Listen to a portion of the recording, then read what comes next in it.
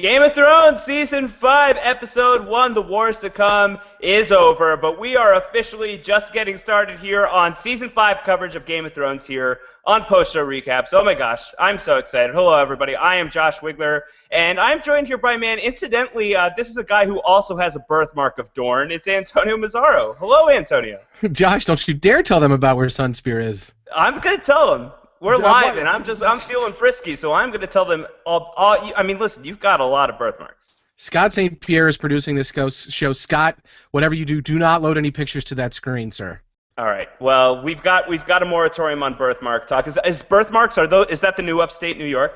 I can't believe that you jumped right in with that. No, birthmarks, upstate New York, none of it. Let's talk about Game of Thrones, right, Josh. Let's talk about Game of Thrones. Let's talk about Game of Thrones. So Season 5 has just premiered. We have waited a very, very, very, very, very, very, very long time to finally get back here on Post-Show Recaps talking about Game of Thrones. Of course, Rob Cesternino and I, we have been doing the Road to Westeros daily podcast about Game of Thrones leading up to today, the big day. Rob himself cannot be here with us live tonight, as he mentioned during the Road to Westeros podcast. He's in Las Vegas for the week, but he will be back for a Game of Thrones feedback show later in the week. Tonight we are very blessed to have Antonio here. Antonio, who is one of the finest men I've ever laid eyes on, I will say. I hope that doesn't come across as weird, but it's just how I feel.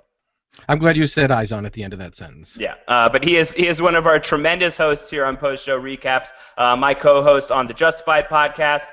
He is one of the hosts on the Better Call Saul podcast, which has wrapped, was that last week that it wrapped? Unfortunately, we have called Saul. Saul is no more. Saul will be back, I think. He will return in Season 2. Yes, Son of Saul. There is a Season 2 of Saul. And Antonio, who has appeared on the Game of Thrones podcasts in the past as well, and is a big, big fan of Game of Thrones. And Antonio, speaking of Game of Thrones, can you talk me through not just the premiere, but big news in the Game of Thrones world today? Something big and unexpected and shocking happened, true to Game of Thrones form today. Let's just talk about this right up front before we dive into the episode.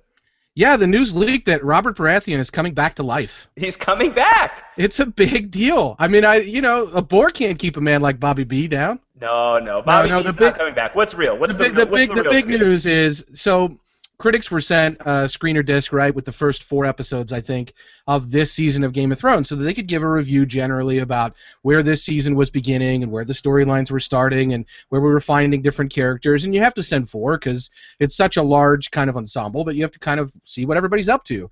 Unfortunately, someone leaked those 4 episodes. I should say unfortunately. I think a lot of people were very happy about that. But I only watched this one, Josh. Did you watch any beyond this one? No, I have only seen this episode, but I know that there are probably people who are listening to us now who have seen all 4. And we are just asking you guys, be cool. Yeah, just be cool. Please be cool. Yeah, just be cool. No spoilers. Don't be like those book people who always come in and spoil because they read the book. Don't do that because you saw 4 episodes. I know there's probably a lot of revenge that we want to get out on those dirty book people who know so much. But let's try to keep it to a minimum. This isn't Netflix. You can't binge them all in one night, Josh. No, this was not HBO's plan. This was unexpected, not ideal, not awesome. So we are talking only about the first episode tonight. Those of you who have, by your own volition, you gave into temptation, whatever it is you did on your time, that's on you. You do what you want to do. You do you. But we're only talking about episode 1. So as you guys are tweeting questions to us using hashtag PSRecaps or in the comments section or on the YouTube page, just keep it to episode 1. That's all we ask. Yeah, be cool. That's it. Just be cool. Antonio, just broad strokes. Here we are. We're back. Season 5, season premiere. What's your take? What's your take on the wars to come? What's the big picture for you? I'm happy with the big picture. I starting to like the pickup of the storyline with Dany. I mean, business has picked up pretty quickly, and that's a story, Dany's story, that I think a lot of people felt a little so-so on, that it maybe was starting to drag. We got masked, is that Tom Cruise from Eyes Wide Shut killers popping up? What's going on there? You think that Tom Cruise is going to be on an HBO show after Getting Queer? Something tells me queer? Absolutely not. No, he's not going to be dropping Fidelio as a safe word or a password here. It's not going to happen. But I like that Dany's story is picking up. I do like that we're getting some kind of progress with Littlefinger and Sansa. They've already moved away from the Eyrie. They're in the land surrounding, and now they're probably going to go out somewhere else. So things are picking up here, and I think that's a very good thing. What did you think of that first scene, Josh? Yeah, so let's just dive right into it. It's funny. Game of Thrones is not a show that has dealt in flashbacks before. It has stayed very much in the present, even though history plays a huge role in the events that happen on the show. But we have it. This is not Lost. This is not a show where every episode is flashing back to a certain point in somebody's life. But here we go. We have, for my money, it's the first Game of Thrones flashback. Yeah, how many minutes is this? Are we into the podcast and you drop a Lost reference? It doesn't take much. It doesn't take much, but you're right. This isn't. I don't think we're going to see too much more of this. I think this was a really interesting look into the psyche of Cersei. We've talked. There was a good question on the road to Westeros leading up. I believe it was from Ken Crowner, and Ken basically said, are we giving Cersei enough credit, or perhaps Lena Headey, the woman who plays Cersei, right? And this is a great kind of just glimpse into her psyche. She, at a very young age, heard a pretty terrifying prophecy about her life, right? Yeah, it was pretty horrible. All right, so let's go over this prophecy. So she goes, she and a friend of hers, they go and visit this witch in the woods. And she's even that, I don't know how old she is. Let's call her 12, if you want to say. She's young. Yeah. But even at a young age, she is Cersei through and through, saying, I'll gouge your eyes out if you don't do exactly what I want to do. She is really, talk about Veruca Salt over here. This is definitely a very Veruca Salt version of Cersei Lannister. I want it now. Give me the prophecy now. I want the golden prophecy now. I want the world. I want the whole world. Yes, yeah, that was. You had the smirk down. She really. she was carrying Cersei the minute she walked onto the scene. Great kid acting. Legit kid acting there. Yeah. So she finally she's going to be able to ask this woman some questions, but not after giving her some blood first. It was just I didn't feel so great about it. Yeah, Josh, if somebody hands you a knife and they're like, I need some of your blood, are you cutting the tip of your thumb like that? That seems like a pretty tough place to cut. Where are you going to cut to give them some blood? I don't know. I was going to ask you, what should I do? What's the safest spot? Where am I going to feel the least amount of pain? I don't know. Maybe this little part. Because I hate pain. I'm very craven. I don't like pain. Maybe a little part of your thumb. I don't know. Do you bleed very easily on any particular parts of your body? I'm just a bleeder through and through. You're just a bleeder through and through? Well, then it won't take much. Maybe a hangnail, maybe just in the hangnail area. I don't know. Just to see her take that knife and put it on her thumb like that, that's pretty brutal. It was intense. But she does it, and this woman sucks the blood out of her thumb. It's very gross. It's very, very not nice. Yeah, well, you saw where that lady was living, right? Does she not look like the person that would suck blood out of a thumb to you? No, she looks exactly like that type of person. It looks like her steady diet. Exactly. This is what I do. Yeah. I drink blood from thumbs. Yeah. I live in the woods. I live off of bloody thumbs. Did you make anything? Do you make anything of the fact that a drop of blood dropped on the ground there, and we saw a close-up of it? Is she just going to lick that drop up, or what's happening with that drop that fell on the ground? Yeah, that's called leftovers. Oh, no, we don't want to talk about the leftovers tonight. We're not talking about the leftovers, but that was leftovers. But she gets to ask these questions, and we should go over this. The questions are, I've been promised to a prince. When will we marry? Will we marry? And the woman says, you'll never wed the prince. You'll wed a king. And she says, oh, great, so I'm going to be queen. And the woman says, yeah, you'll be queen for 5 minutes. Then will come another younger, more beautiful to cast you down and take all you hold dear. Young Cersei doesn't seem too bothered by this yet. She gets to ask her third question, which is, will the king and I have children? And the woman says, the king will have 20 children, and you will have 3. Gold will be their crowns, gold their shrouds. She cracks up, and then we flash back to the present. So that's the extent of the flashback. What do you make of that? That's a fairly creepy prophecy. Yeah, first of all, she wasted her questions, I think. She's just am I going to be what are the 3 queen? questions she should have asked? Well, first of all, it's how long am I going to live? You got to know when you're going to die, right? Don't you want to know that? That is usually a good question to ask. I feel you could get the most planning done if you know exactly when that's going to happen. It's not like she treated her like a genie and said her first question, can I have more questions? Because that's no good. You burned a question there, and when she says no, then you've only got 2 left. So I don't think you go for that. I don't think you angle for that. But I think she could have combined the will I be queen and will I have children kind of thing. I think she just could have said, when I'm queen, will I have children? And if she asked it that way, she'll be like, yeah, when you're queen, you'll have 3 children. So boom, got 2 with 1 right there. But she didn't get some good answers either. So 3 of them. She warned her. She says, you're not going to like the answers. She really did warn her. To be fair warning. And when somebody has to suck blood from your thumb to give you a prophecy, you're probably not going to like everything that you hear. Right. But yeah, she said three will have crowns of blonde. I assume crowns of gold. I assume that means you're going to have 3 kids with your bro, Jaime Lannister, and they're all going to have blonde hair. Yeah, I would co-sign that. Or do we think that means that Myrcella is somehow going to sit the Iron Throne at some point? Oh, well, 2 out of 3 have sat the Iron Throne. You know, the late Joffrey was king for a time, and Tommen is king now. If something happens to him, is there some way for Myrcella to sit the throne? Or maybe she's going to get the Khal Drogo treatment that he gave Viserys. Oh, that seems cruel and unusual. Gold on her head. Yeah, Rob Cesternino in The Road to Westeros talked about killing kids, so I figure it's fair game at this point. Well, that's because he's a monster. We don't know Myrcella. She doesn't have a personality. I'm just quoting Rob here. But yeah, maybe that's what it means. Maybe they're all going to sit the Iron. I just took it to mean they're all going to be the blonde hair, and then they'll wear shrouds of gold. So they're all going to die? Well, I mean, everybody dies. Yeah, everyone dies. Unless you're Beric Dondarrion, everybody dies at some point. So, I mean, that's certainly what it sounds like. It sounds like gold their shrouds means your kids are going to die, and the way that this woman starts cracking up after she says that makes it sound fairly ominous. Makes it sound like that's not going to be good. And just to reset, we know where Tommen is. We see him kinging it up in this episode at the wake. But what we don't know, Myrcella is still in Dorne. Is that that's Cersei's daughter? We're still resetting that? She's still kind of chilling down there in Dorne? That's the last we saw her, yeah. She's in Dorne. Things didn't end too well for the Dornish that visited King's Landing last season, did it? No, it didn't. That ended with a crushed skull, and probably relations between King's Landing and Dorne are worse than ever.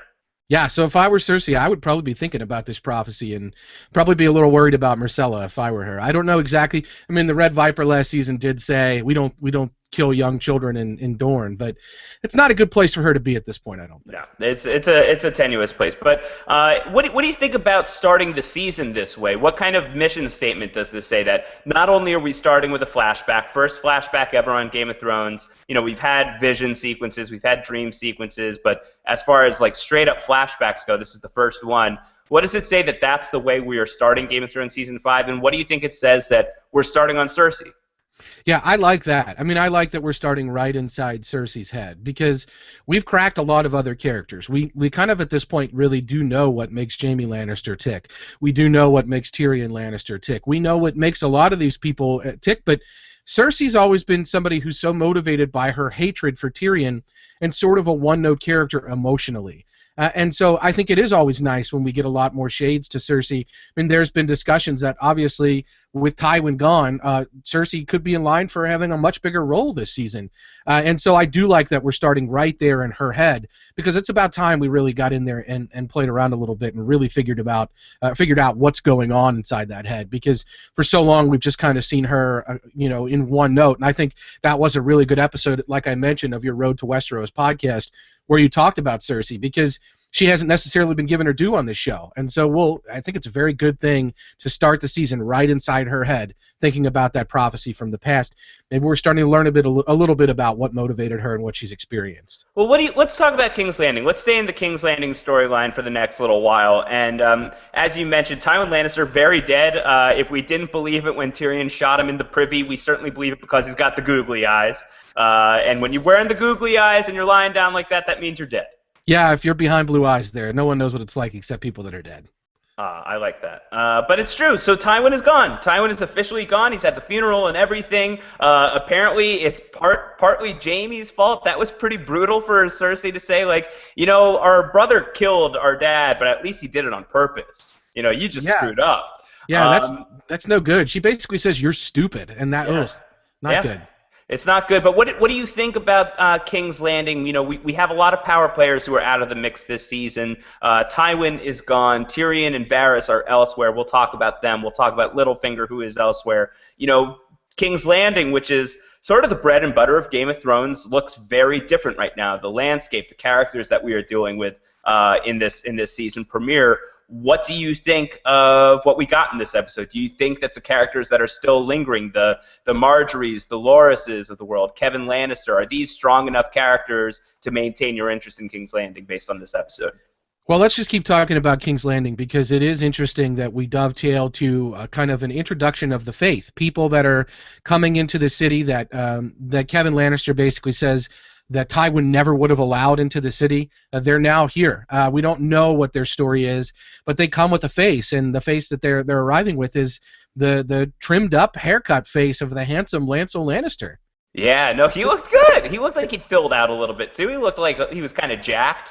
Yeah, he should change his name, though, to Loose End Lannister, because he knows too much. Like, he is in some serious jeopardy knowing what he knows about what happened to our boy Bobby B, Robert Baratheon. He was involved with that. He takes, in a scene tonight, of course, he takes responsibility.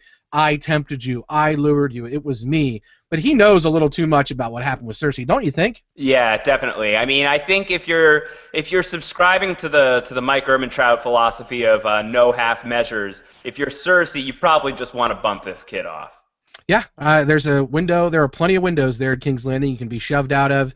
I don't think anyone would question that he might be suicidal. People already think he's a religious fanatic. He looks different, so I don't think that it would be investigated too heavily that he was really upset with his uncle's death. But this guy's a walking loose end for Cersei, and it's trouble. I don't know if that's directly on her mind. Clearly she has a lot that she's worried about as she's looking down at the wake, if you will. She sees her son Tom in there, and who does she see kind of working his ear but Marjorie. And that's not good because now let's go back to the prophecy. There's going to be a younger, more beautiful person to cast you down and all you hold dear. That's got to be Marjorie, right? Well, that would be conventional thinking for sure. But I think that prophecy is always a tricky thing, and I think on Game of Thrones it's very tricky. But I think on the nose, on the surface, Marjorie would be the obvious candidate, but you couldn't rule out someone like Daenerys Targaryen, who is obviously angling for the Iron Throne, and she is a younger woman than Cersei. I would argue the most beautiful woman on Game of Thrones for my money. So I would say she's in the mix as well, and who knows who else is in the mix. It could be her own daughter. What about that? Yeah, that's true. That would be she's going to wear a crown of gold, and then she's going to wear a shroud of gold. You know, I think it's interesting though. I think having that prophecy leading off the season is going to be a fun one for people to chew on this season. As for how literally do we take it, and how literally is Cersei thinking about it? Does this explain why she's been so aggravated by Marjorie pretty much since the two have known each other? And how is that going to play out in terms of their interactions together this season? Yeah, absolutely. And this is not a neither can live while the other survives kind of thing. Like there is, you're right, there is enough kind of vagary to it that you could interpret it multiple ways, whether you involve your money, Josh, or not, and whether you involve. I don't think that did they say another younger and more beautiful woman to cast her down? I believe that they're saying another queen. Another queen, right? Yeah. So there are a lot of people that are possibly in the mix that could, you pointed out, Daenerys, that there may be somebody that we don't even know yet. We have no exact idea of how this is all going to play out. And Cersei is no longer the queen. Like she really is. She's the queen regent, right? But she's not really the queen at this point. Right. So I think it's hard to say exactly where that prophecy ends or begins, but it's definitely going to be something that's interesting to track. Definitely interesting. And, Cersei, obviously no love lost on her end toward Marjorie, but potentially very much, Marjorie feeling the same thing. We get this scene where she walks in on Loras and Oliver in bed together. By the way, she was very loud when she came in. Didn't seem like Loras cared that much. No, he didn't care at all. Like this is either that or like he just has like very, very bad hearing. Well, if you'll flash back to the first kind of interactions we saw Marjorie have with Renly Baratheon, she's suggesting, hey, if you and me want to get together and it's not going to work for you, my brother can be there too. So we know that we know what the Targaryens did. We know that this is not we know what the Lannisters are doing. It's not out of the realm of possibility that she's been involved when Loras has been involved in dirty things and vice versa. So I don't think either of them are too surprised at the arrangement that's happening there, and neither seem to be taken very aback by it. She's more miffed than anything. Well, Loras also has this great line of like, "Why do I care? Everybody knows." Everybody knows that I'm gay. I'm gay. It's fine. Just let it go, Marjorie. Everybody knows. Yeah, good for Loras, man. I'm proud. It's great. It gets better, Loris. I got to tell you. Like, this is a scenario where Loris Tyrell is saying, if everybody knows, I'm just going to do what I want, and good on you, Loris. Well, he's also celebrating because Tywin is dead, and Tywin was the driving force behind, getting Cersei and Loras to marry each other. It never came to fruition, and now that Tywin is dead, Loras has got to be feeling pretty good about the fact that Cersei's not going to be into this herself. Yeah, he's feeling real good. He's showing off all of the Southros there. Yeah. Yes, exactly. where the sun spear don't shine. Yes. But to get back on point is, he points this out, like, you must be upset with me, Marjorie, because I'm not going to marry Cersei. She's not going to come back to Highgarden with me. You're going to marry Tommen, and you're going to be stuck here in King's Landing with Cersei, helicopter momming all around Tommen and having to be a thorn in your side. And she basically says, perhaps. Yeah, and that's sort of an ominous perhaps, it's right? It's a very loaded perhaps. Yeah, that's not good. Like, if I'm Cersei, I'm not liking the way that sounded. We saw what the Queen of Thorns did with Joffrey, and we know who's teaching Marjorie Tyrell the lessons that she's had. So it is not a far stretch to say that Marjorie could take her future into her own hands a little bit here, one way or the other, and it could spell doom for Cersei. So if I'm Cersei, there's a lot of problems coming from all around you here. Yeah, absolutely. So that's one to keep an eye on for sure. Anything else in King's Landing that stood out to you this week? Well, I don't. I mean, like I said, Lancel is there with the Faith. It's a major loose end. So I am tracking that. I did think it was pretty funny, by the way, that Loras is trying to give his regards to Cersei. It's like, your father was such a powerful man, blah blah blah blah. She's not even hearing it. Then she walks down onto the floor, and Pycelle is like, I always said it was Varys, and then she just blows right by Pycelle. Is that Mike Holloway? Yeah, well, I always said it was Varys that was going to do it. We got America. No, I don't know exactly who that was, but he just popped into my throat. But yeah, I did like those kind of introductions. There's a lot for us to track there. You have a big smile on your face, Josh. No, I'm just excited. I'm just excited to talk about the Lannisters because we talked about Cersei, we've talked about Jaime, and it just puts a big smile on my face just thinking about poor Tyrion, who is just not doing well. I kind of want to get into the Tyrion story if you're ready. I'm ready. The only other thing I want to track for you, and maybe we'll get it in the questions, but the scene in the Sept between Cersei and Jaime, I think we cannot ignore what happened the last time they were in that Sept relative, right? Yeah, with a dead Lannister nearby. And I only bring it up to show how far. I promise you, Antonio, people are bringing this up for sure. Yeah, their relationship has diverged significantly since then. Yeah. Significantly, to the point where she's calling him stupid and he's just standing there with his mouth open like an idiot. So yeah. This is a very different situation for Cersei and Jaime and for everybody in King's Landing, for sure. Let's talk about Tyrion. Yeah, no, we'll definitely dive into the Cersei and Jaime stuff, I think, when we get to some of these questions from you guys, because it's popping up a lot. And as you said, Antonio, it's definitely very different. But all right, let's talk about Tyrion. It's an imp in the box. He's been in a box for weeks and weeks and weeks, this poor guy. It's my dink in a box. My dink in a box. And our dink has a beard. What do you think of the dink with the beard?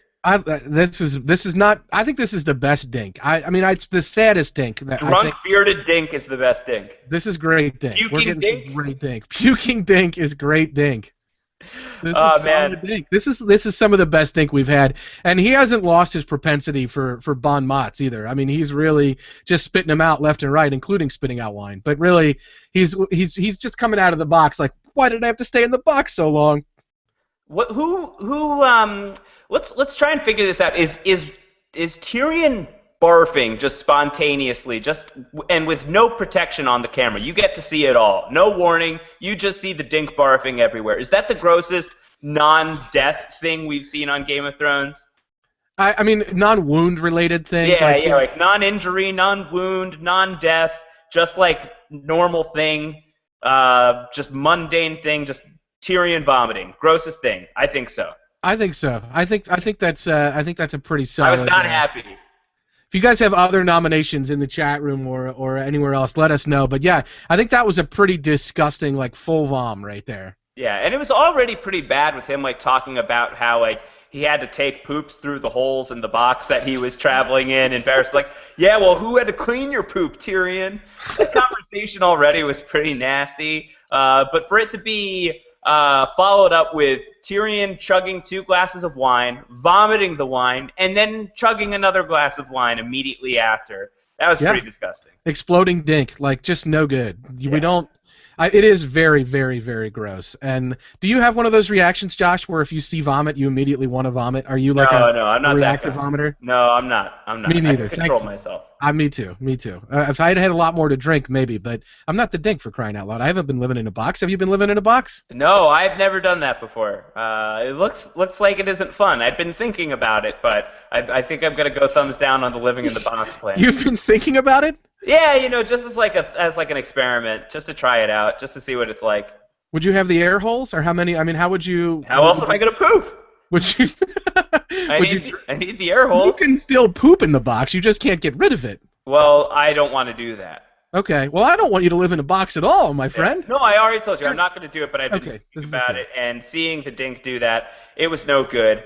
I felt really sorry for him. Yeah, well, it's tough. I mean, he's really beating himself up over it. I don't know. I mean, I was about to say I don't think that he's losing much sleep over the fact that he killed his father. I think he's really upset over what he did to Shay. But I actually do think that he seems pretty bummed about what he did to his dad. Or at least it's kind of, he's saying things that make it sound like he can't believe himself. Like, I can't believe I did that. Yeah, and I mean, this is where he is. His line is, "The future is S just like the past," and that's when he throws up.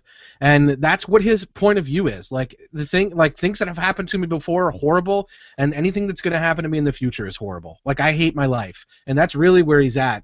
And it's not good. It's not good. What did you think, though, about them being back at a Season 1 location, right? At Illyrio's house. Pentos. Yeah, we haven't been to Pentos in a while. Pentos. Yeah, dear Pentos. I have a letter for you about what we saw tonight. Oh, that's a funny joke. Yeah. Yeah, I wonder how often Varys has been writing to Pentos. Yeah, I mean, I don't know. You wouldn't think that Varys would be big into Pentos, considering... He's never had a desire for anything, but he can't believe that this happened to him, Josh. Like, he never thought it would happen to him, so he had to write somebody.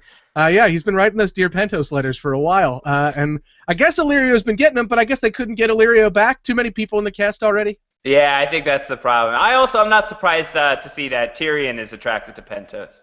Yeah, Tyrion recognizes it right away. He's like, Pentos. Yeah, he's familiar with Pentos for sure. He really definitely is. But yeah, no, I mean, Illyrio is a character who maybe people don't entirely remember. He is from Season 1 of Game of Thrones. He is the guy that is marrying or helping to arrange the marriage between Daenerys and Khal Drogo, Carl Drogo, as Rob would say if he were here tonight.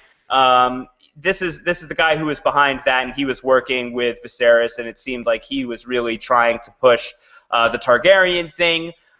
If you remember it, maybe you don't, there's a scene in Season 1 where Arya is running around in the Red Keep chasing a cat, and she sees 2 men talking, and I do believe that is Illyrio and Varys who are talking. So we knew that those 2 had known each other for a while, but in this episode we finally get it in plain English. We hear it from Varys finally saying who his allegiance is to.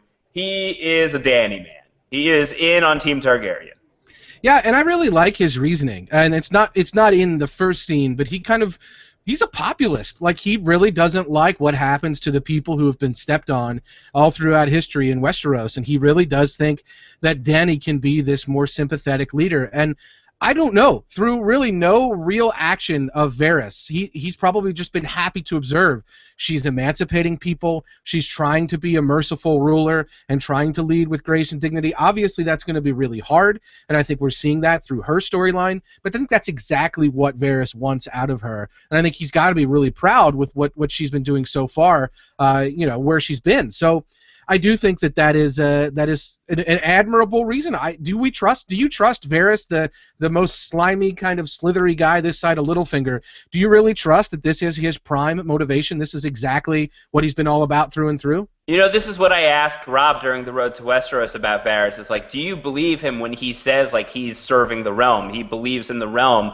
There's no one on this show without shades of gray. There is no pure good and pure evil. Well, there might be some pure evils, but I don't think there are many pure goods. And I don't know about Varys. Varys, I think if I were to put my life in the hands of Littlefinger or Varys, I think I'm picking Varys every day of the week in terms of the guy who has my best interests at heart.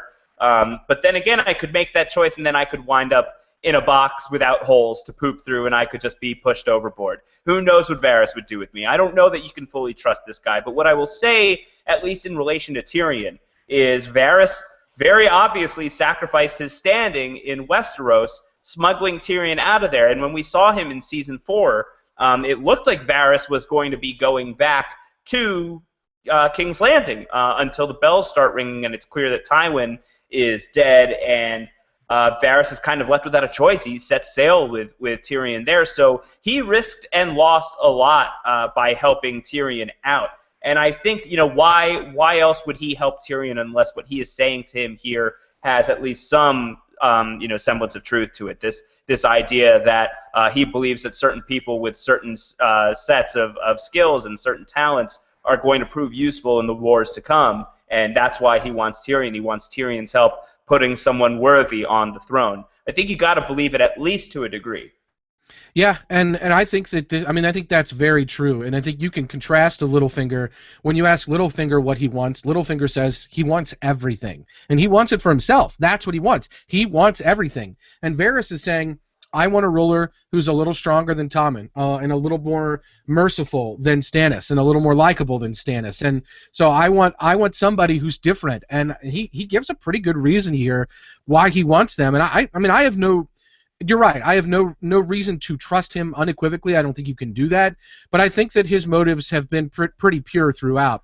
There are some interesting scenes from Season 4, right? When, for example, at Tyrion's trial, Varys is called as a witness, and he testifies against Tyrion. And Tyrion asks him the one question. He's like, didn't you say that I would be remembered? Did you forget all that? And Varys says, unfortunately, I never forget. And so Varys, I think, has had this kind of self-preservation mode through a lot of what's gone on. But you're right. He was involved with helping Tyrion escape. Tyrion asked him the big question here, why did you help me? And Varys is like, well, your brother asked me to. And then we get to this conversation about what's your Varys prime goal? Like, what do you want to do? So I'm going to have pretty good reason to believe him so far. But this is Varys we're talking about. He's a pretty shifty guy. He's keeping another man in the box, and who knows what's going on with that poor guy. Who's cleaning out that guy's poop right now? Yeah, who is? Yeah. Do you think Varys is doing that as well? No, because I don't think he brought that guy with him. Like, I think that guy's back. Just stole this guy's Pentos subscription. Yeah, no, that's no good. That guy is not.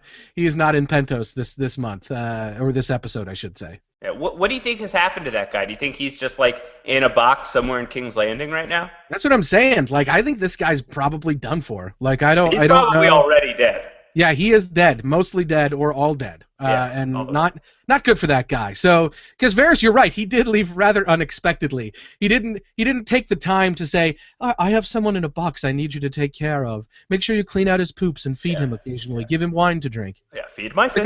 Wasn't the guy's mouth shut? Yeah, no, that guy's done. That guy's done for. That magician is long gone. That is one of the most dead characters on Game of Thrones right now. Yes, he is right up there with Sergio Florel, I think. Yeah, if we were to do a death draft right now, that guy would be tops of my list. And we will probably never get confirmation on the show, but that guy, I guarantee you, is dead. He's dead. He's dead. Sergio Florel, is that his name? Sergio? Yeah, that's right. That's correct. Sergio is dead, and so those are two deads for sure. Yeah. And we got another. I think we got another dead in this episode, don't we? Who are you talking about? Well, I mean, we'll get there. We'll end there maybe. We had a few deads in this eepisode. We had a few deads, but yeah. Before we leave the Pentos thing, can we talk about Tyrion and his reaction to Varys finally revealing when he says, I never said anything about him. And it's kind of there that it dawns on Tyrion. He's like, oh my God, you're backing Daenerys Targaryen.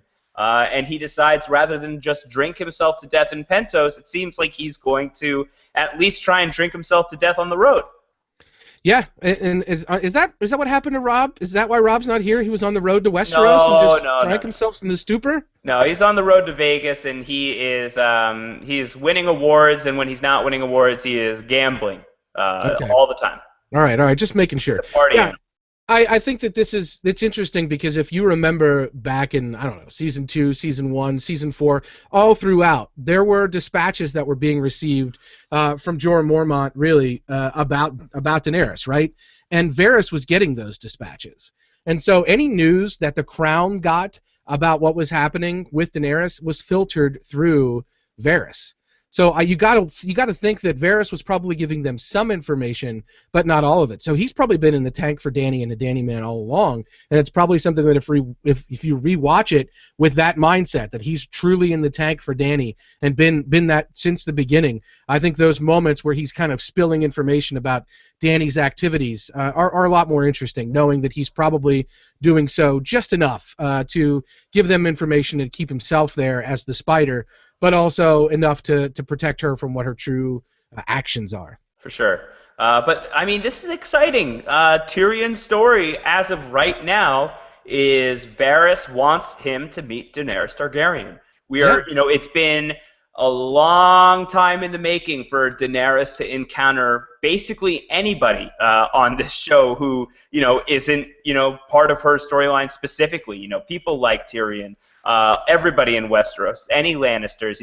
It's been completely away from her storyline. And now we're talking about Tyrion Lannister, arguably, in many people's eyes, the best character on the show, meeting one of the other best characters on the show for the very first time. It's a pretty promising prospect. Yeah, you guys took a poll after last season. What storyline are you most excited for? And that was one of the Throners Awards.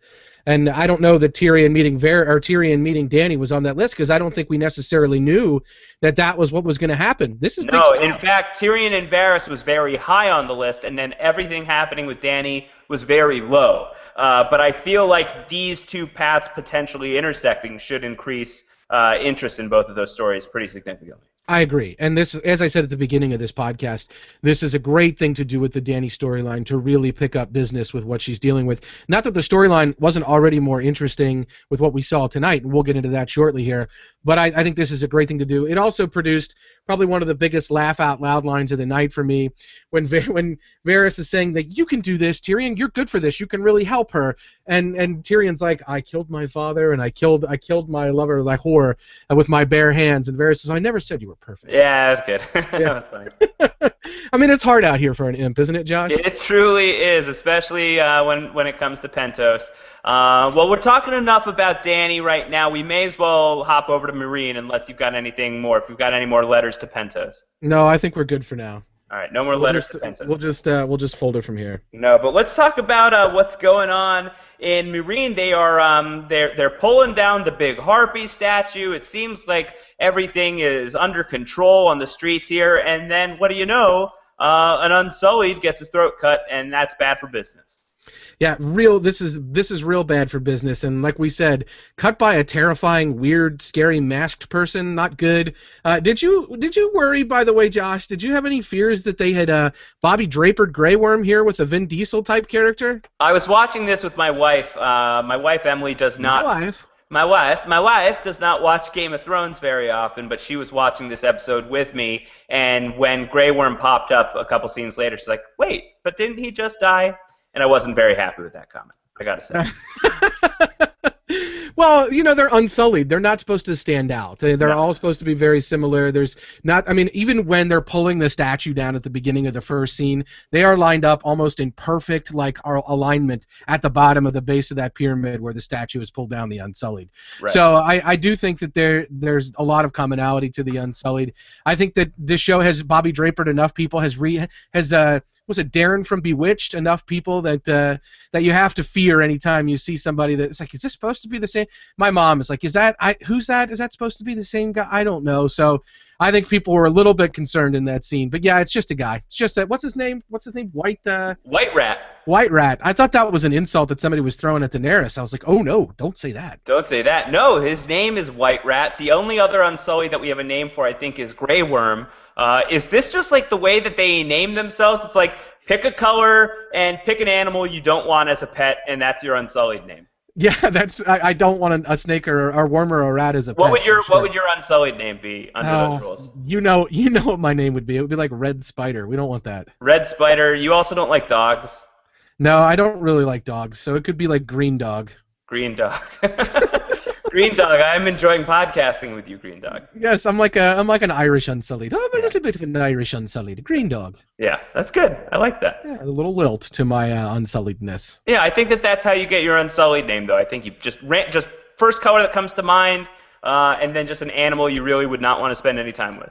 A worm or a rat, I think those are good examples. Do they have to be lowly animals, do you think? Like, is it because you're unsullied, you have no worth, you're going to be like a vermin, so it's going to be like interesting. Termite or rat or worm or some lowly animal? Yeah. Would you be like Blue Beetle? Blue Beetle? Don't make fun of Blue Beetle. Oh, well, who's the Blue Beetle? He's a comic book character, and he's awesome. Is that true? Yeah. Oh, I had made a comic book reference. I didn't even know it. Yeah, the Blue Beetle is a real deal. I'm so happy with myself. Real guy. No, yeah, I don't know how the Unsullied named themselves. And to be fair, Grey Worm last season couldn't even remember what his own name was before he was Grey Worm. He was only Unsullied, only Unsullied, only Unsullied. So I do think they give them these lowly names to just let them know, hey, you're not worth anything. You're just a Grey Worm. You're just a white rat. Yeah. I'm calling Beige Crocodile. Beige Crocodile? Yeah, that's what I'm claiming that. That's kind of cool. I think that's kind of that's like. It's the name of my band also. Beige Crocodile? Yeah, it's good. That's pretty good. I like that. Yeah. Is that your name when you do drag shows too? No. What are you talking about? Oh, well, I thought we weren't supposed to talk about upstate New York. No. That's upstate New York. Right. Anyway, yeah, let's talk about some more. I mean, so have we seen the Sons of the Harpy? Have we heard about them on this show before? I don't think we have we? I don't know how much we've heard about it yet. I mean, just in passing, we certainly haven't seen masked men slicing throats in brothels or anything like that. This is a real act of war. But we've gotten hints, of course, that things are not all hunky-dory here in Marine. As much as Danny wants to feel like what she's done was a great thing for the people of Marine, and that everybody's going to be very thankful to her for what she's done, and she liberated slaves and all this stuff, and she completely changed the power structure in this city. But we've found out while, hearing from a lot of these people, there was that one slave who came and said, "Can I be a slave again? My life was a lot better. I had purpose. I had students." So her idea of the right society, of like the proper society and the laws as it should be under her eyes, has not matched perfectly with many of the people in her city. So we know that she has had conflict already to deal with, but this is, as Commissioner Gordon would say, escalation. Things have really heated up with the fact that somebody has killed one of her soldiers, and not just like in a brawl, in a misunderstanding, and in the heat of the moment. This is an assassination. This masked man knew that White Rat went to, frequented this one prostitute. She sings him to sleep every single time, apparently, because she says, "Do you want the usual, the same thing you always get?" And he came and he stabbed this man. This was a calculated thing. This is very new for Danny. Certainly not something that we've seen her have to contend with for a long time. Her wars have been fairly direct, other than everything that happened in Karth in season 2. But the less we talk about that, the better. But this is very like shadow tactics and things like that. It's a very different world, and it's something that she ought to be pretty nervous about.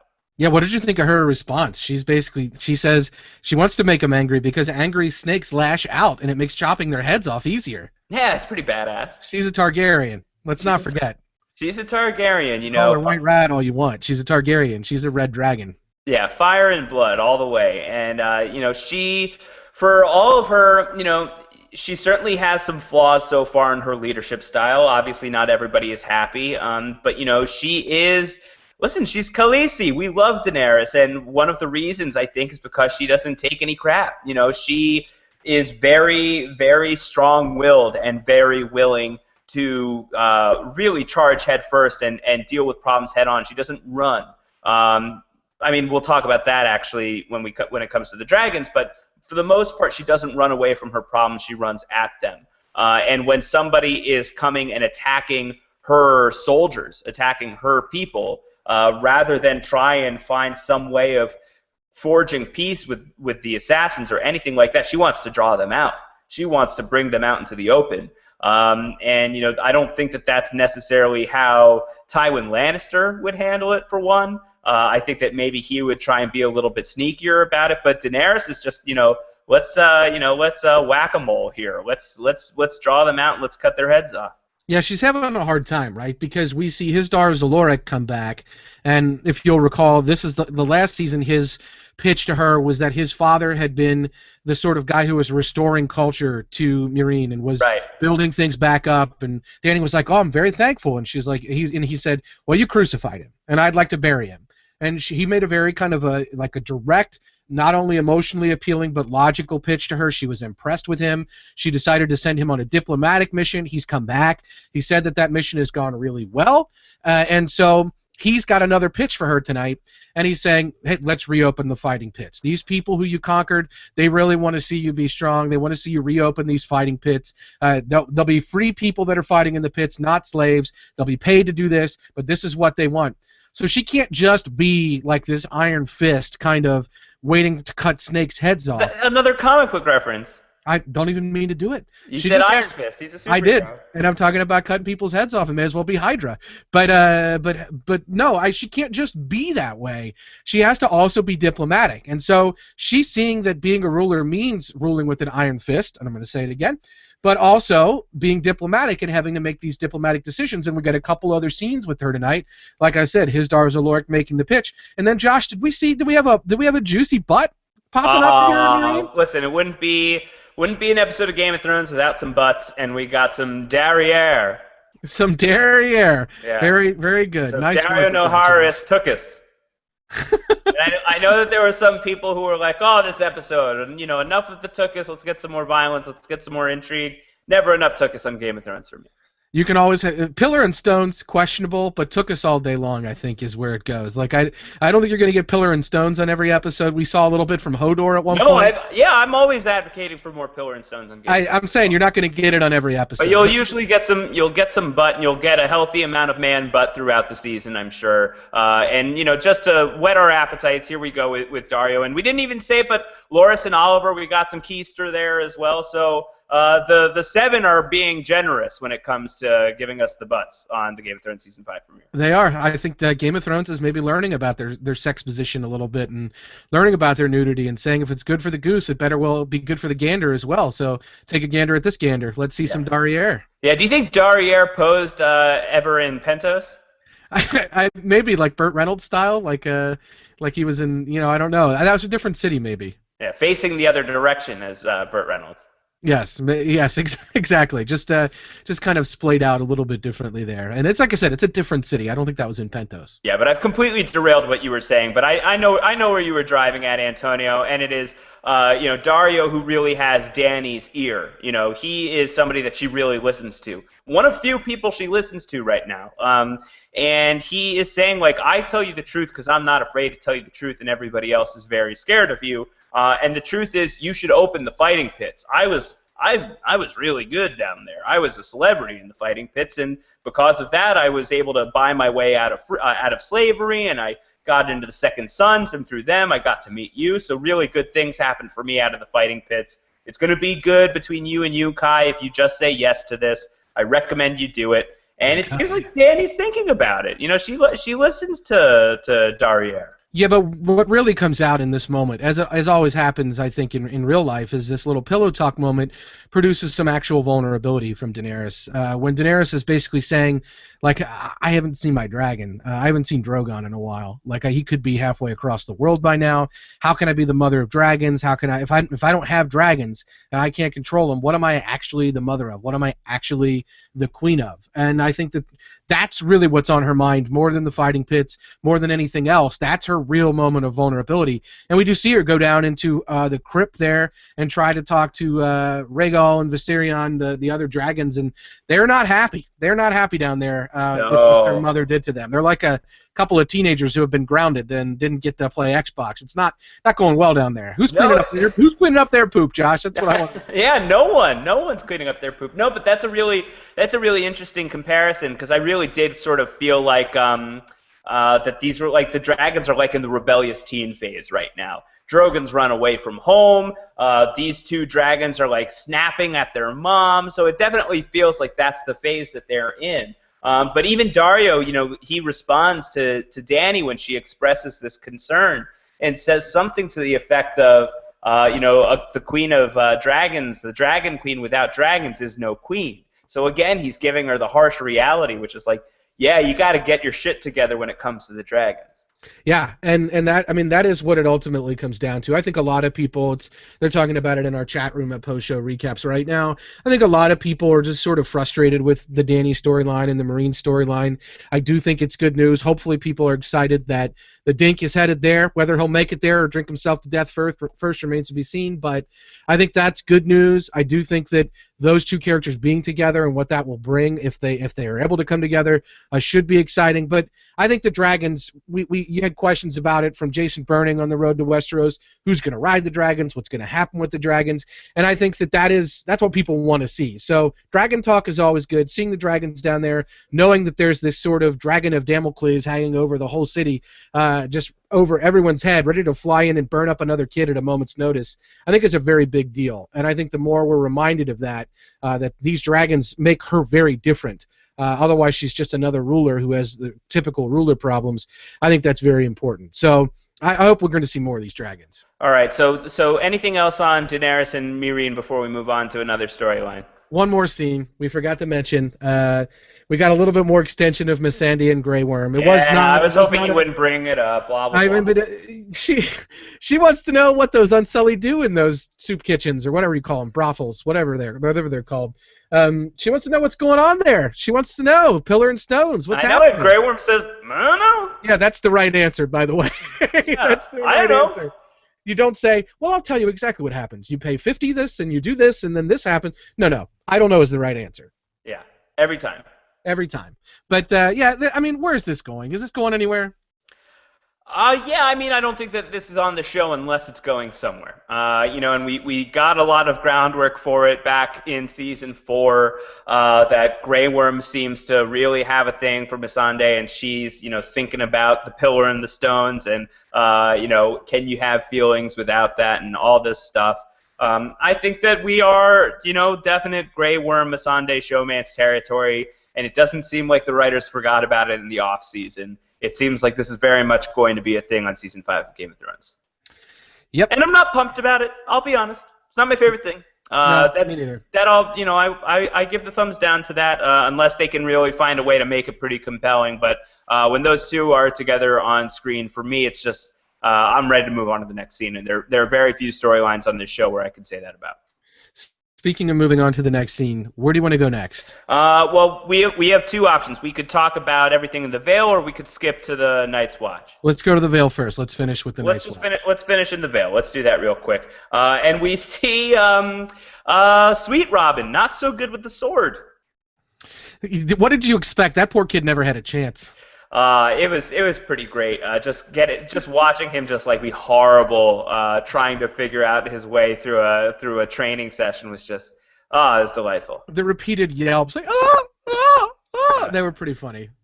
Yeah, but Littlefinger saying like, give him time, he's gonna develop, he's gonna grow, he'll be big. No, Littlefinger is no Billy Bean. This is not sabermetrics. Like, this is not a prospect only you see something in. This guy. Robin, Sweet Robin, he probably needed a big glass of milk after that. You know what I'm saying? Yeah, for sure. He's got potential, though. He can. No. You don't think so? None. No, he has his name. And he's proud of that name for sure. Yeah. But this kid's got some growing up to do. But he's being. I don't think he's got like Neville Longbottom upside. Like, you don't think that he could just like be a little bit of a twerp to begin with, and then grow up to be kind of like a sexy hero? Spoiler alert. Oh, come on, Harry Potter. All these years later. I don't know. Yeah, but no, I guess I don't think that that's going to happen with Sweet Robin. I just don't see it. He was breastfed for far too long. Yeah. He's been obsessed with the moon door. He cannot handle any criticism. He knocks over a snow tower at the Snow Winterfell, and he loses his mind. Sansa slaps the S out of him. Like, this is not a good kid. This poor kid never had a chance. I think Littlefinger knew it. I think Littlefinger's thrown him to the wolves, metaphorically speaking. Yeah, so what's Littlefinger's plan by sending Sweet Robin to Royce here, to Jan Royce? Bronze Jan Royce is the name of this guy. I think he's just giving him. A task. It's going to keep him busy. And this is your job here. Don't you worry about anything else that's going on. Don't ask a lot of questions. You got to build up Sweet Robin here. It's your job to make him into a man. Your Littlefinger impression there was like kind of like Italian. You got to. That was my normal voice. You were slipping into something. I was slipped a little something more comfortable. Yeah, I think so. No, I wasn't really. I mean, I gotta say, like, if you're gonna do Littlefinger, you have the Roy Dotrice way, which is sort of pirate Littlefinger, like, and then you've got maybe the kind of way that it's done on the show, which is very inconsistent. Like sometimes he'll talk like this and say, "I think he's got potential," and then sometimes he'll be a lot more pirate. Oh, you've got a great rapport. It's a great girl. You know, he's just all over the place, this Littlefinger. I don't think there's much we can do with him. Well, speaking of Littlefinger being all over the place, where's he going? Where's he going? He's in a carriage with Sansa later on, and he is going to say to her, I'm taking you somewhere so far away, to a land so far away that Cersei Lannister can't touch you. Where is that? America? America? No, I mean it's I'm in Westeros. If it's the Seven Kingdoms, there are plenty of places. I can't think of many places where Cersei Lannister doesn't have some semblance of influence. Bear Island? Is he going to Bear Island? Bear Island? Yeah, I mean maybe he's going to. I mean he could be going beyond the Wall. He could be going to. He could kind of be going to. You don't want to really take him to Castle Black because you've got Janos Slynt there, and you've got other people there from kind of from Cersei's sort of sphere of influence. So I don't think you want to send Sansa to Castle Black. I mean where. I don't know. Again, Stannis is running the show kind of at Castle Black right now. Could he be defecting to Stannis and bringing Sansa there? Could be a reunion with Jon Snow. That's true. The thing is, she's really like the area is such a impenetrable fortress, a fortress of impenetrableness that I don't know that you could really get there. And so I don't know why you wouldn't just keep her there. Anybody that would be coming for her is not going to be able to make it up through the Bloody Gate and all the way to get up to the Eyrie. So I don't know why he wouldn't just keep her there. I don't really know where he's taking her. I guess we're just gonna have to. I mean, I don't have any theories. I mean, look, I've read the books, so I have some theories. But I don't think the show is really tip to tat in any way about where she's going. Do you have any idea on the show that could be anywhere? No, I mean, again, I think it's an interesting point, and just in terms of Game of Thrones is a show that for the most part has been very, very faithful to the source material. It's made departures here and there in important ways, sometimes. But we are at the point where the show is adapting the final material in the books that have been published so far. There are still 2 books that are supposed to come out, but the Sansa story, we're basically done in terms of what's been released, so everybody's at a disadvantage. No one knows where Sansa's going, so I'm curious. I'm excited to see where Littlefinger's taking her. Could be pretty cool. No idea. But what I guffawed at, what I thought was really hilarious, was Brienne, who is like, I still gotta find Sansa, and Sansa's just like 5 feet away from her. Your Brienne was starting to sound like Schwarzenegger there. Come on, Sansa! I've got to find her. I've got to Bring find her back. her. Get to the chopper. Yeah. We must take the road. Take her back. Grab my hand. Road. Yeah. Get to the chopper. Get to the Podrick. Yeah. So she's very close to Sansa, but she misses her. Just like this. She's so close. I mean, she literally saw her I didn't know it was her. Saw her in a carriage riding by. Yeah. What a bummer. We kind of we poo-pooed on Brienne and Podrick a little bit during the road to Westeros, how that's not the most dynamic storyline going on, and Podrick might be better served hanging out with other characters, and it seems like even Brienne agrees. She's like, Podrick, get out of here. You call yourself a squire. A squire has to serve a knight. I'm not a knight. I took you because you were going to get killed in King's Landing. We're really far from King's Landing. No one knows who... Podrick, we've got Podrick here. See, nobody cares. It's just like no one cares about you, Podrick. Just run away. Just run away. Yeah, she's joined the writing staff of Game of Thrones, and she's like, this is going to be better for you, believe me. But it doesn't seem like he's going anywhere. It seems like he's in it. He loves the Brienne thing. Big fan. Is he just going to follow her around like at a distance and end up saving her life midway through this season at some point? Maybe. That seems like a very Podrick thing to do, doesn't it? It does seem very Podrick. Sleep his way down the King's Road. Tie some Myronese knots. It just occurred to me now. It is called a Myronese knot, but Podrick does seem to know a thing or two. I wonder if he learned some of his tricks from Pentos.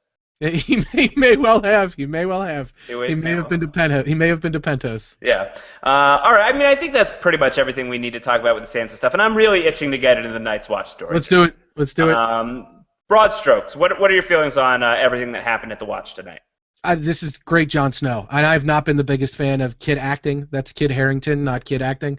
But I think that he's bringing it in this sort of role now, where he's had a lot happen to him. He's seen some shit, and he's going to have to deal with the kind of aftermath of all this. He sees Sir Alistair there. He sees Janos Slynt just walking around like the cock of the walk, and he's recognized kind of what these people really are, and a lot of his good friends have died.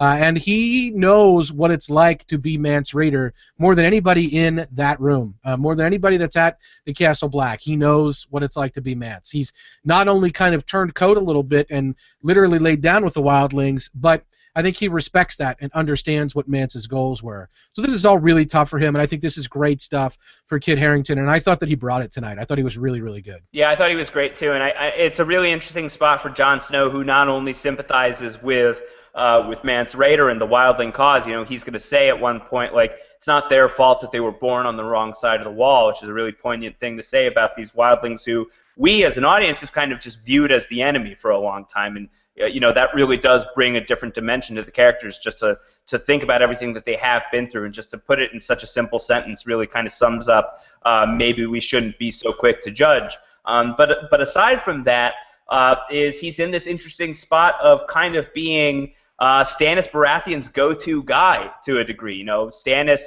summons Melisandre, the Red Priestess, to go fetch him so that they can talk. We have to talk about that. We got to talk about that. That was awkward. What are your thoughts on that elevator ride? That's a pretty solid elevator scene, I got to say. That's touching Mad Men in terms of great scenes in elevators. But yeah, what does she ask him? She says, "Are you a virgin?" Yeah, and he says, "No."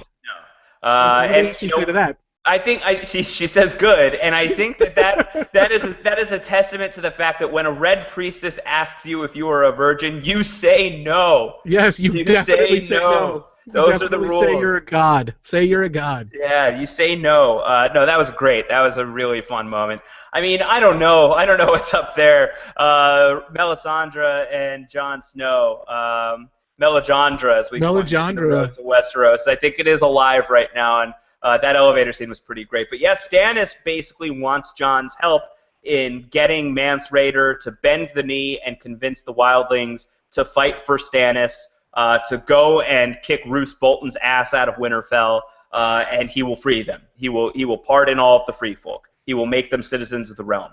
It's a pretty alluring offer, especially considering what we and what Mance and what Jon, what basically everybody who has a brain and lives near the wall should know, is that winter is coming. There are bad things way beyond the wall, things that are going to make all of the infighting in King's Landing, everything, all of this political nonsense look very, very silly when it arrives.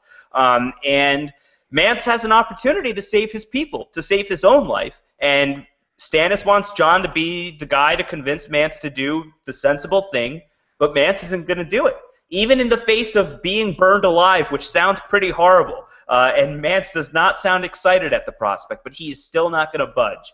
And if he has to explain to you why, then it's not worth explaining. Yeah, and I mean, I think that that's fair. It's like the conscription of the Irish in the U.S. Civil War. Like, I understand that there are some people that have some needs here. And yeah, you have some uses that you want to use them as kind of chattel or charnel to kind of burn through to win this war for yourself. But that's a pretty heavy price to pay for something that they could probably get on their own in a lot of respects in different ways. I mean, we know that wall is largely unguarded. And sure, a lot of them might die on the way through, but probably less than would die as fighting in this war for some cause that they're not even part of. Look at these Buffalo Soldiers. Like, this is no good. And I understand exactly why Mance is against this idea. But, man, being burned alive in support of that is a pretty big martyrdom to kind of accept as your role there, because something tells me that the offer is going to remain, and Stannis still needs those people, but Mance is dead now. Yeah, well, that was pretty wild, Ling. When he is about to be burned alive, it is looking really terrible. It's so painful for everybody to watch. Sam and Gilly are having a hard time. Everybody's having a hard time watching it. Tormund Giantsbane, who is not typically an emotional guy, is looking pretty emotional as he's looking upon Mance here and seeing what his fate is about to be. And then off walks Jon Snow, and he returns and just shoots an arrow into the guy. Just puts him out of his misery. What happens to Jon Snow there? Does that put him in pretty bad with Stannis? I don't know. I don't know if it puts him in bad with Stannis. I think Stannis might respect that. He just put him out of his misery, but maybe the misery is what they like there. You saw a shot of Stannis' wife, just kind of big smile on her face, like she didn't have a problem watching it at all. Yeah. And they were making Princess Shireen watch it, and she was not comfortable with it. So there are a lot of people that have a lot of different things at stake with that burning. But yeah, I think all of them. I think all of them had various reactions probably to what Jon did. Some of them were probably like, good, you put him out of his misery. And some of them were probably pretty upset. I don't know about Stannis. I think Stannis is probably going to see Jon Snow as this sort of iconoclast, pushback kind of guy, and he might respect that on some level, because Stannis is a little hard-headed himself. I don't know if you know that about him, Josh. I've heard this thing about breaking before he bends.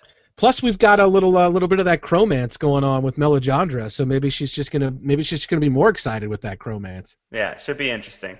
But no, it was a great episode for Jon Snow. One of his best, I think. And I'm very intrigued about this storyline. You know, Jon Snow is my favorite character from the books. Has not always been my favorite character in the show. I really like where he's positioned right now. I really like that it seems that Kit Harington is bringing it. We'll see. And pour one out for Kieran Hines, who plays Mance Rayder, who he's a tremendous actor. I feel like could have been used more on the show. We could have seen a little bit more of him. But every time we did see him, he was just terrific. And his final episode here was no exception. Yeah, I agree completely. And I just, the way it all played out was harrowing. It was chilling. And the only thing that we haven't talked about, Josh, is how about your boy Sam bragging it up? Dude, he's just living it up. Graven, that was so season 4. I'm the man. Sam the man. I've got everything going for me. Have you killed a White Walker? Have you killed a wild thing? I'm the best. I have a girlfriend. Everything is so good this season. It's the season of Sam. Everything's coming up Samwell Tarly, and I am jazzed. I'm loving it. Do you think he's going to make good on that promise? If Gilly gets sent away, is he going with her? Yeah, I don't give an F. They can send all the people they want after me. They kill deserters. They've never met Sam the Slayer. I'll slay them. There's nothing that's getting in my way. Gilly will leave this place and I'll become the king. I will rule Westeros. I'm the man. Oh, Samwell Tarly. Sam. It's the year of Sam. Listen, Sam wants the Iron Throne. Samwell Tarly got drunk at the Throners, made a big embarrassment out of himself. He woke up the next day and he had an epiphany and realized how awesome he was. And here he is in Season 5 living up to it. Sam is the best. Sam is the man. I'm pumped for Sam. The interesting thing is we did not get a training montage in response to that epiphany. He vehemently refused a training montage. No training. Just some recruit. Who needs to train? I don't need to train. I killed a White Walker. I killed a Wild Thing. I'm the best. Yeah, this is great, Sam. Sam is bragging it up. I love it. Slayer. Once he started cursing at the Battle of the Wall, I think it was all starting uphill from there. He had a little ugly incident at the Throners notwithstanding, but I think he's really on a turnaround here. The sky is the limit now for Samwell Tarly. He may build a hot air balloon and fly through the entire North. Oh my God. Well, let's fly through the entire list of questions you guys have sent our way all over the night. We're gonna bring in Scott St. Pierre. He's been tracking your questions all throughout this podcast. If you've got any more, you can send them our way. Tweet them to @PostShowRecaps using the hashtag PSRecaps. You can leave them in the comments and on YouTube and in the chat room as well. And Scott is paying attention to everything you guys are saying. So let's lead it off with Gianfranco, who says, "Was Tyrion really that uncomfortable in the box?" Oh, sad. Yeah, I think so. Maybe for like an hour or a night of sleep, maybe he would have been fine. But to be shackled up in there for weeks, not great. Come on, Gianfranco. Like, listen, is that a short joke? It's a short joke. It's a short joke. I feel bad. I feel bad for. I think he was upset in that box. You can't put anybody in a box. No. Listen, you can't put the dink in the box. Nobody puts dink in the box. Nobody puts dink in the box. It's the dink in the box. A dink in a box girl. I don't think he was enjoying it. I don't think he liked it very much. No. Do you have this next question, Antonio? Yeah, so this is from Rebs266. This says, so the captive dragons are really big, but it looks like they can't grow any bigger. If Drogon is not captive, I assume that Drogon's big enough by now for Daenerys to ride. Is this it's like a fish situation, Josh? Do the dragons grow as big as the tank they're kept in? Oh, that's interesting. I don't know. I don't know much about how to breed your dragons and how to grow them either. But I would not be surprised if that was the case. That would be pretty interesting, and I don't know exactly where I don't know exactly where Drogon even is, and neither does Danny. So he could be the size of the Empire State Building at this point, and I don't think we would really know everything that happened. So I guess I got to say we'll just have to wait and see on Drogon. Yeah, we'll have to wait and see. We have a question here. How do you feel overall this episode did, setting the table for the season? Are we all in? Well, let's talk about that, Antonio, because this definitely was a setup episode. Agreed? Yeah, I think so. I mean, it wasn't the episode that we got at the premiere last season with that great ending with Arya and the Hound at the inn. But I think it really did a good job of moving it forward the storylines and putting them in motion. So we didn't see Varys and Tyrion at sea. They'd landed already, and they were ready to rock. Yeah. We didn't see Daenerys kind of dealing with how everything was beginning.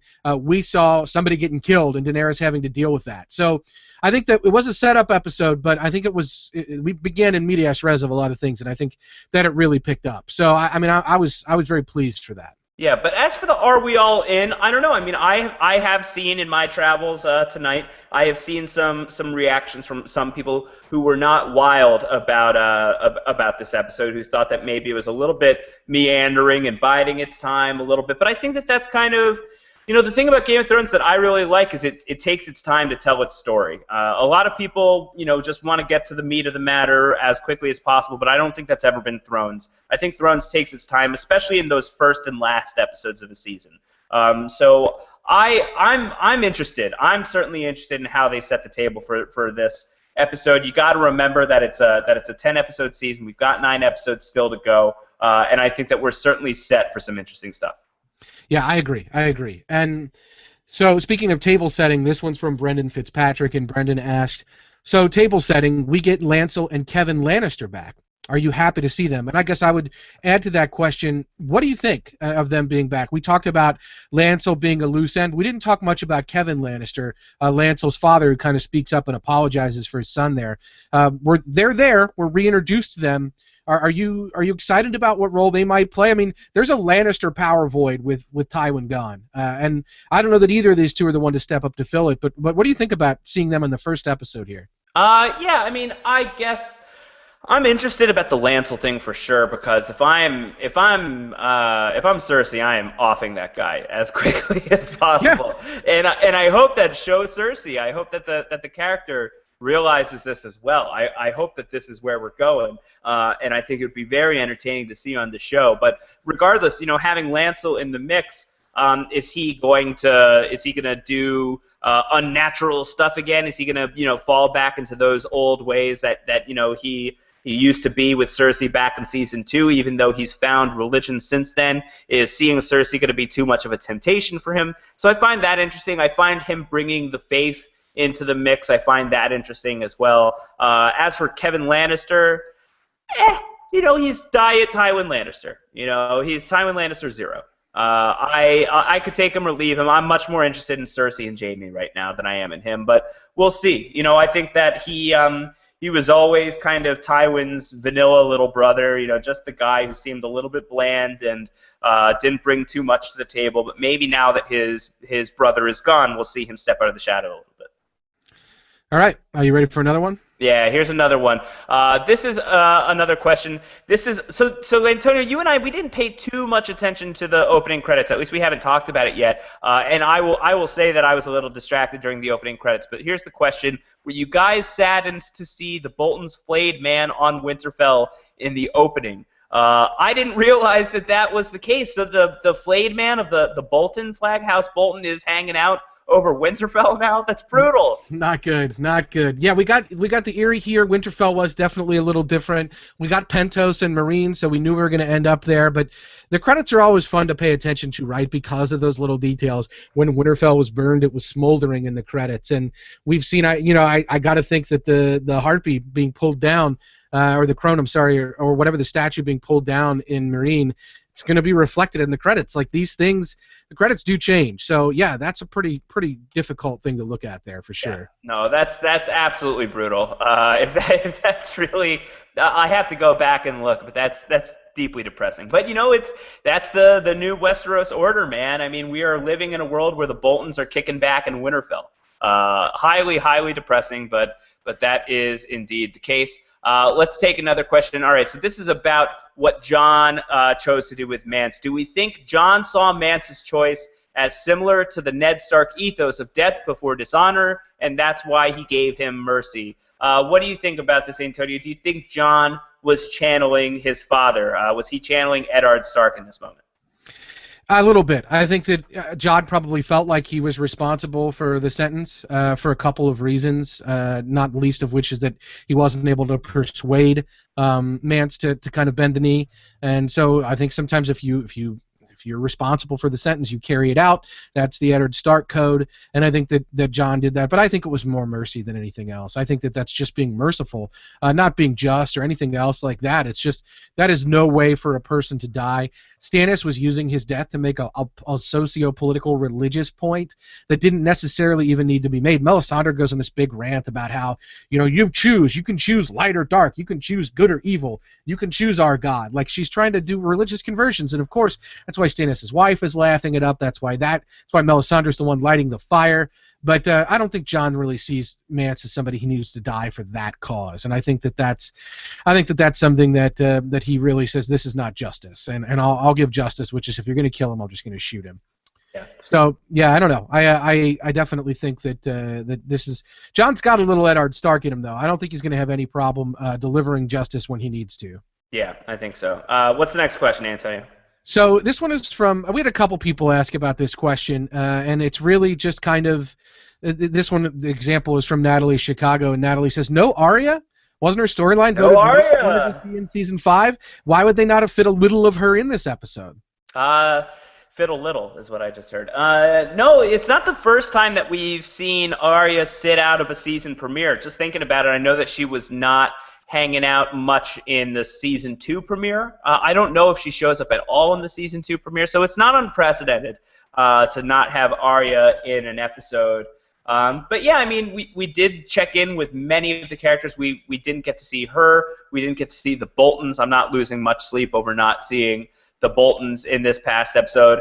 But Arya is such a fan favorite, and Arya was voted the storyline we're most excited to see during the Throners. So I can imagine many people were disappointed that there was no Arya tonight, but I'm sure it's not going to take very long to get a whole lot of Arya, and pretty confident that the Arya stuff this season is going to kick a lot of ass. Yeah, R. Philly, another great commenter to a lot of our shows, basically observed that that's probably a build of anticipation.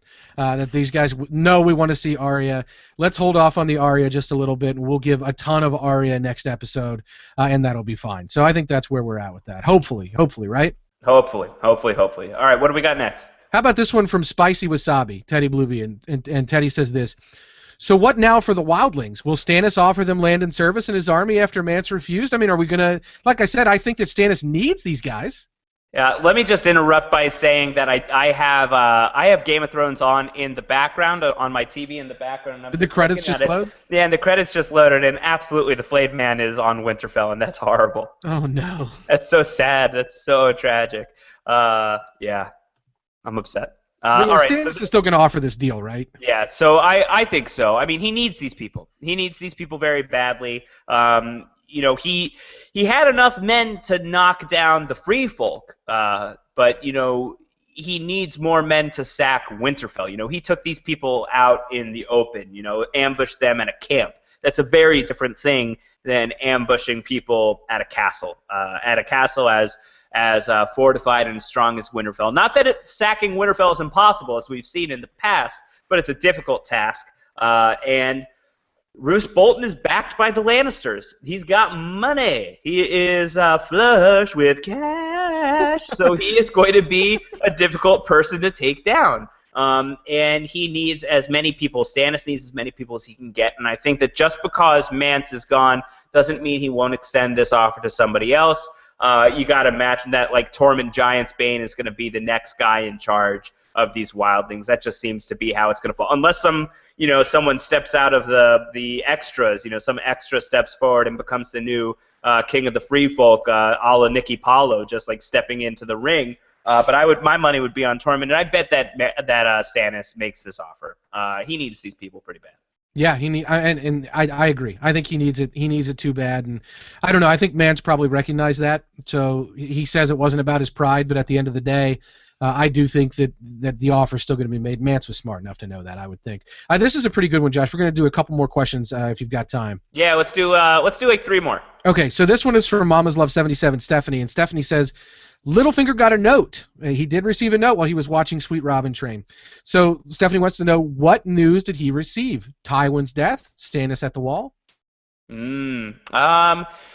At this point, it could be Tywin's death. Maybe Tywin's death is what gives him sort of the boost to put whatever his next plan into motion is. I could see that. But then again, Stannis being at the wall, that could, play into this idea that maybe Littlefinger and Sansa are heading there for whatever reason. I think both of those are really good theories. Maybe it's Littlefinger's birthday and somebody wished him a happy birthday and Littlefinger's not making a big deal out of it. It's possible. Yeah, it's possible. I don't think it's a birthday card, though. I didn't see any money in there, did you? Did he shake it to see if there's any money in there? He's like, what the hell? Yeah, don't wish me a happy birthday and don't send me $1. His Nana must be dead. Oh, he's very upset. Yeah, so I think. Do you have a theory, Antonio? What's in the letter? I mean, if you want a funny theory, I don't know. I think that might have been. I think that might have been something ridiculous happening. So I don't know exactly what that news was. It could have been anything. Could have been something about TMZ. Could have been like, hey, buddy, your episode's leaked. Yeah. This is not good. Well, he doesn't need TMZ to tell him because you know that Littlefinger leaked the episodes. Oh, well, what was his plan then? He just wanted chaos? It's a ladder, baby. Chaos is a ladder. Yeah, it's a leaky ladder. It's a leaky chaos ladder. All right, let's do 2 more. All right, so here's one. This is from Sir Pounce. Sir Pounce wants to know. Sorry, Sir Pounce. We didn't see any Sir Pounce tonight. But are we going to see Sir Pounce this season? I don't think we are. What? It's going to let me down for sure if we don't see Sir Pounce. But we're seeing Sir Pounce tweet to us, Josh, and that's what we value more than anything. For sure. And Sir Pounce asked, speaking of seeing things, did you notice any wigs tonight? Were you on wig watch? Oh, was I on wig watch or what? Daenerys Targaryen's bed hair. We're going to have to talk about that. That was a very serious wig, and Wigler was on watch for that for sure. That was ridiculous. That was very messy. Very clearly Emilia Clarke wearing a pretty bad wig there. That was the one that really stood out to me. All right. Well, I didn't notice any wigs, but I don't go on wig watch. Lancel Lannister did cut those golden locks. So that was not a wig. That was not a wig. So maybe like a skull cap. I don't know, hiding his hair underneath, but I don't think that was a wig. All right, and then one final question since it deals with the prophecy, and this is again from Mama's Love 77. This gets back to the crown of gold. She said the crown of gold also reminded her of Viserys. And maybe it's the hair that's referenced. So the question is, who would Myrcella marry? So do we have anybody on the show that Myrcella might be a good match for? We got to talk about Lannister power plans. Tywin Lannister no longer in the mix. Who's going to make these deals anymore? Is Cersei going to marry her daughter off? Yeah, Tywin was the mover and shaker. Tyrion was the clever one, but he's gone. He is in Pentos. He is studying Pentos religiously right now, enjoying the scenery. And who is going to be that person? Is it going to be Cersei? I don't know. I mean, the reason she's there, I believe, is because she is, being used to marry. Was she being used to be married to the Martells? Is that why she was sent to Dorne in the first place? Maybe somebody down there. But I wonder if that's still going to be in play, considering, Oberyn Martell got his head smashed in. Got his head exploded. So if that was the plan, I don't know how good I feel about the plan today. Who else could she marry? We dealt with this when we were on the road to Westeros. We talked about who are the eligible bachelors in Westeros for someone like Sansa, and I think the similar problem exists for Myrcella, where there's just not a ton. There's not a ton of people that I would feel very good about sending Myrcella off to. I'd be worried for her with almost everybody. I guess Podrick would be nice. Seems like a nice guy. Yeah, seems like a He nice seems guy. like a nice guy. He's not exactly a highborn though, so that wouldn't be a great match for Marcelo. No, not a great match, but in terms of highborn guys, there aren't many. Sweet Robin, I don't think so. Oh boy, Sweet Robin is not. He's not going to be. That guy wouldn't. He's not a good match for anything. No, not a good match for anything. You want to do one more here, Antonio, before we close You out? have one? Is there one more that you have, or are we all set? I think we're all set. Unless you want to answer who is more pathetic, feeble, and craven, Sweet Robin Aaron or Sir Jano Slint, or I'm going to add Samuel Tarley. No, it's not. It's not Sam. You can't use the word craven with me anymore. The only thing I'm craven is kicking your butt for calling me craven. I'm the best. So it's Jano Slint or Sweet Robin who's more craven? Yeah, and remember, Sir Jano Slint is that little bald guy that hid in the larder during the battle of the wall last year. It's him. It's Sir Janos. He is the worst. He is a loser. Sweet Robin may be more annoying, but at least he has the excuse of being a kid.